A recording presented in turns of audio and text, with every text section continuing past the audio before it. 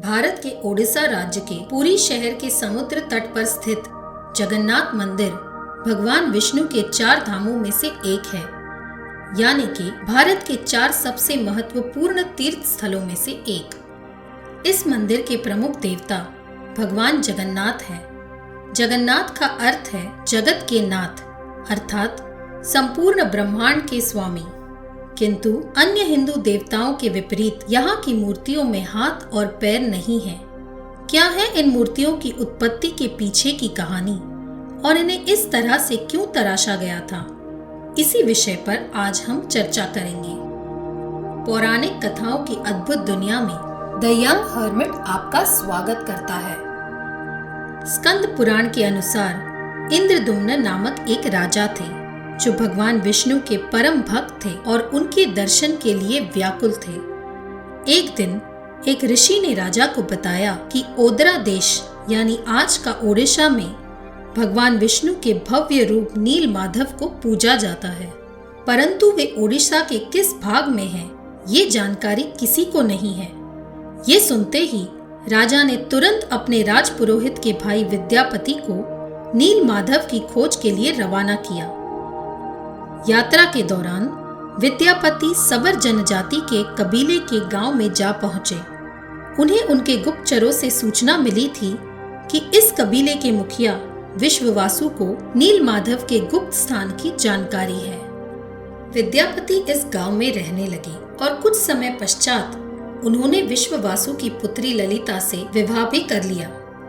इस दौरान विद्यापति ने देखा कि हर रात विश्ववासु बस्ती से कहीं दूर जाते हैं और भोर होने पर ही लौटते हैं। उनके लौटने पर उनके बदन से चंदन, कपूर और कस्तूरी की सौंधी सौंधी खुशबू आती है।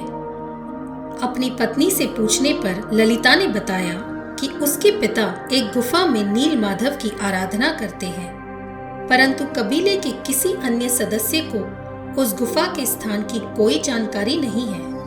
विद्यापति ने अपने ससुर से प्रार्थना की कि वे एक बार उन्हें नील माधव के दर्शन कर उनका आशीर्वाद लेने का अवसर प्रदान करें। विश्ववासु राजी हो गए, लेकिन उन्होंने विद्यापति की आंखों पर पट्टी बांधकर यह सुनिश्चित किया कि उन्हें गुप्त गुफा का मार्ग याद न रहे।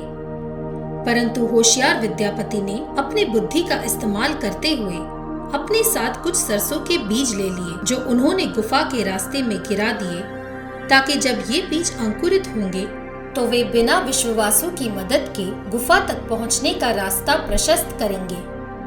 गुफा के भीतर पहुंचकर जब विद्यापति को नील माधव की प्रतिमा के दर्शन हुए तो वे हर्ष उल्लास से भर उठे और उन्होंने मन में सोचा कि जब वो राजा को इस गुफा की जानकारी देंगे तो वे भी बहुत प्रसन्न होंगे। कुछ महीने पश्चात विद्यापति ने राजा इंद्रदुम्न को इस गुप्त गुफा के स्थान की जानकारी दी और राजा विद्यापति के संग नील माधव के दर्शन करने पहुंचे, परंतु वहां पहुंचने पर उन्हें गुफा खाली मिली। नील माधव वहां से अंतर्ध्यान हो चुके थे। इस घटना से राजा बहुत हताश हो गए। उन्होंने प्रभु के दर्शन पाने की ठान ली थी और इसीलिए उन्होंने भगवान विष्णु को प्रसन्न करने के लिए आमरण उपवास करने का निर्णय लिया। और फिर एक रात भगवान विष्णु राजा के सपने में प्रकट हुए और उन्होंने निर्देश दिया कि वे पुरी के समुद्र तट पर जाएं, जहां उन्हें पानी में तैरता हुआ एक लकड़ी का लट्ठा मिलेगा। उसी लकड़ी से उन्हें भगवान विष्णु की प्रतिमा तराशनी होगी। अपने सपने के अनुसार राजा समुद्र तट पर पहुंचे और वहां पानी में तैरते हुए एक विशाल लकड़ी के लट्ठे को देख राजा का मन प्रसन्नता से भर उठा। अब बारी थी लकड़ी से भगवान की मूर्ति तराशने की। दूर दराज से कारीगरों ने लाख कोशिश कर ली, लेकिन कोई भी लकड़ी में एक छेनी तक भी नहीं लगा सका। लकड़ी के लट्ठे पर पड़ते ही उनके औजार टूट जाते। अंततः एक दुर्बल बूढ़ा मूर्तिकार राजा के दरबार में आया और उसने राजा को आश्वस्त किया कि वो उस लकड़ी से प्रभु की उपयुक्त प्रतिमाएं बना सकता है, किंतु उसकी एक शर्त थी कि वो कार्यशाला में पूरे एकांत में कार्य करेंगे और उसका कार्य समाप्त होने तक कोई भी, यहाँ तक कि खुद राजा भी कार्यशाला के द्वार नहीं खोलेंगे। राजा के पास और कोई विकल्प न होने के कारण उन्होंने उसकी यह शर्त स्वीकार कर ली और बूढ़े मूर्तिकार ने बंद दरवाजों के पीछे अपना कार्य आरंभ कर दिया। यह सुनिश्चित करने के लिए कि कार्य पूर्ण होने तक कोई भी भीतर प्रवेश न करे, 2 सैनिकों को कार्यशाला के बाहर तैनात कर दिया गया था। औजारों के चलने की आवाज सतत बाहर सुनाई देती रहती, किंतु 2 हफ्तों के पश्चात पूरा सन्नाटा हो गया और अंदर से कोई आवाज नहीं आई। बूढ़े मूर्तिकार के आदेश के अनुसार पिछले 15 दिनों से उससे कोई संपर्क नहीं था। यहाँ तक कि 15 दिनों से उसे कोई अन्न या जल भी नहीं दिया गया था। और रानी गुंडीचा को यह भय हुआ कि इसी कारण वो मूर्छित हुआ होगा या उसकी मृत्यु हो गई होगी। रानी के लगातार आग्रह करने पर राजा ने कार्यशाला के द्वार खोल दिए और जो देखा उसे देखकर अचंभित रह गए। बूढ़ा मूर्तिकार गायब हो चुका था और प्रभु की मूर्तियां अधूरी लग रही थी। राजा पूरी तरह से हताश हो गए, क्योंकि उन्हें लगा कि मूर्तिकार के निर्देशों के विरुद्ध कार्यशाला के द्वार खोलकर उन्होंने भयंकर पाप किया है, जिसके कारणवश प्रभु की मूर्तियां अपूर्ण रह गई। तभी एक आकाशवाणी हुई जिसने राजा से कहा कि वे निराश ना हो, जो हुआ उसमें प्रभु की ही मर्जी थी। प्रभु ने अपने आप को ऐसे रूप में इसीलिए ढाला जिससे आने वाले युगों में भक्तगण उन्हें जिस रूप में चाहे उस रूप में पूज सके। और वो बूढ़ा मूर्तिकार कोई और नहीं, स्वयं देवों के शिल्पकार भगवान विश्वकर्मा थे। उसी आकाशवाणी ने राजा से कहा कि वे इन मूर्तियों को मंदिर में स्थापित करें और उन्हें भगवान जगन्नाथ, बड़े भाई बलभद्र और छोटी बहन देवी सुभद्रा के नाम से पूजें।